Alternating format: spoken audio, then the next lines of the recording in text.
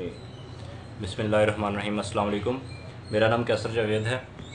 आजकल ये जो सोशल मीडिया पे चल रहा है जी, आज़ाद कश्मीर के पीएम ने पाकिस्तान के ख़िलाफ़ या पाकिस्तान के इल्हाक़ के ख़िलाफ़ बयान दिया है, तो हो सकता है वो उन्होंने नवाज़ शरीफ साहब की मोहब्बत में आकर अपने जज्बात को काबू न रखते हुए बयान दे दिया, और उसके बाद जो पाकिस्तानी मीडिया और पाकिस्तानी सियासतदानों ने जो उन पर चढ़ाई शुरू कर दी है, वो एक बड़ा बेतुका सा और बड़ा बेईमाना किस्म का इक़दाम है कि आप एक स्टेट के वज़ीर-ए-आज़म पे इस तरह की चढ़ाई करें, इतनी बेहुदा बातें करें।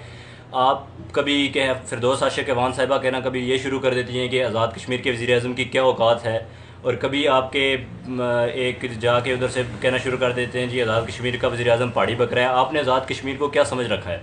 आज़ाद कश्मीर एक मुतनाज़ रियासत है, आपको ये समझ में आ जाना चाहिए। और पाकिस्तान और इंडिया दोनों इस बात पे बाउंड हैं कि वो एक फेवरेबल इन्वायरमेंट उसे प्रोवाइड करेंगे और वो उधर रेफरेंडम करवाएंगे।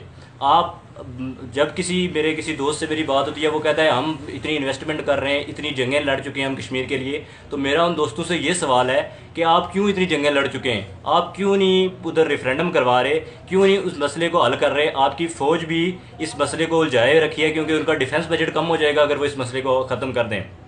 उनका डिफेंस बजट खाने का ये अमल ख़त्म हो जाएगा अगर वो इस मसले को हल करने की तरफ ले जाएं। और हमारे पीएम साहब को भी एहतियात बरतनी चाहिए। इस तरह के फजूल बयान एक पाकिस्तानी प्राइम मिनिस्टर के आने जाने से हमें बिल्कुल कोई फ़र्क नहीं पड़ना चाहिए। हम एक मुतनाज़ा इलाका है, हमारी एक आज़ाद रियासत है, हमारा एक अलग तशख़्ख़ुस है, उसको बहाल रखना चाहिए, ना कि दूसरों के इमा पे आके आप बातें करना शुरू कर दें। डॉक्टर आमर लियाकत साहब ने कल प्रोग्राम किया और बड़ी बेहुदा उन्होंने बातें की हैं। मैं तो उस बंदे को इंसान पता नहीं अब के मुख्तलिफ अलकाबात से बंदा उन्हें नवाज दे, लेकिन वो मुनासिब नहीं है। वो उनकी अपनी हालत ये है कि वो ख़ुद पाकिस्तान मुर्दाबाद के नारे लगाने वालों के साथ थे, तो आज वो कश्मीर के वज़ीर-ए-आज़म के ख़िलाफ़ बातें कर रहे हैं। तो दूसरी बात मैं ये आपको बिल्कुल बावर करवा देना चाहता हूँ पूरे पाकिस्तान को, इंडिया को और आज़ाद कश्मीर के लोगों को, कि हर वो इंसान जो चाहे एक आज़ाद रियासत के हक़ में है, चाहे वो इंडिया के हक़ में है, या चाहे वो पाकिस्तान के साथ इल्हाक़ चाहता है, वो तीनों तरह की राय रखने वाले इंसान हमारे लिए काबिल एहतराम है। क्योंकि ये अभी डिस्प्यूटेड इलाका है, इसका अभी तक कोई फ़ैसला नहीं हो सका, और जब तक कोई रेफरेंडम के ज़रिए इसका फ़ैसला नहीं होता, हर तरह की राय रखने वाला शख्स हमारे लिए काबिल इज़्ज़त है।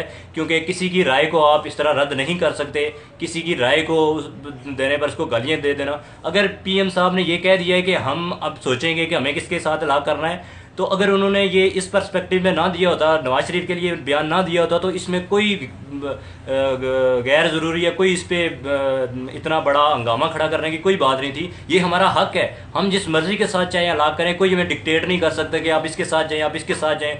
या अगर पाकिस्तान हमें डिफेंड कर रहा है तो इसमें पाकिस्तान के अपने इंटरेस्ट मौजूद हैं। अगर आप चाहें तो मैं आपको गिनवा के दे सकता हूँ। आपका सिंध तास मायदा जो हुआ है, आपका जो पानी है वो सारा कश्मीर से आता है, ठीक है। बिजली का एक मेजर जो सबसे बड़ा डैम आपने बनाया हुआ है वो आज़ाद कश्मीर में मंगला डैम बना हुआ है। उसके अलावा भी छोटे छोटे प्रोजेक्ट्स आप उधर ही खोल रहे हैं। आप पाकिस्तान में क्यों नहीं अभी तक कालाबाग डैम बना सके?